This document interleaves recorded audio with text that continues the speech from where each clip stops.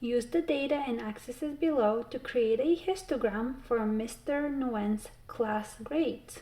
So we're being asked to create a histogram. So right now, go ahead and pause the video and copy the axes, so the graph that is already given to you.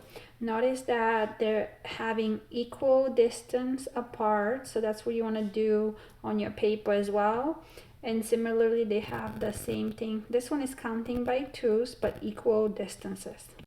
So before we do our histogram, we want to make sure what is being recorded on the bottom. So we're looking here, it says percentages. So we have between 0 and 100%. So percentages, and that's about the grades. And then looking at the height, it says number of scores. So let's start with the smallest number. So we are looking at for the ranges we've been given for the histogram. So do we have any scores between 0 and 10? Thank goodness, everybody's grade is way higher. Now looking, same numbers between 10 and 20. Nope. So people have higher percentage grades. So let's take a look at what's the smallest number we see and where does it go in terms of the range.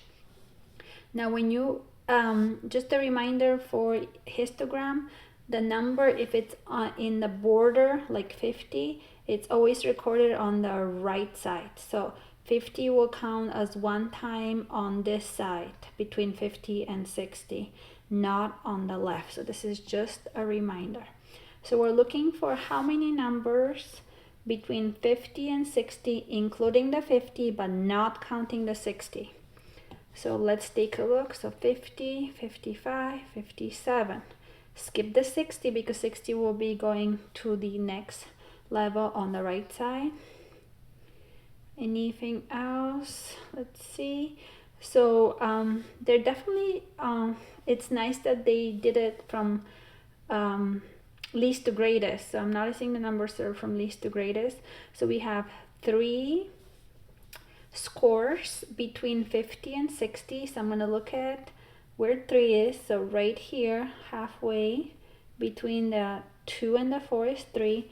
So I'm going to now go in terms of height all the way to that number. And if you use graph paper, you could use these lines. So between 50 and 60, we have 3 scores. And remember, in a standard grade, those kids are close to getting a D, but they're still failing. You need to have 60 or higher. Now let's look at, okay, so I'm gonna maybe color code them. Now let's count between 60 and 70, but we're not including the 70. So we definitely need to include the 60. So right now we have 60, 62, 65, so 3 also. So go ahead and draw that. So again, it's 3, so it's gonna have the same height. And I'm using colors. If you don't have colors, that's okay.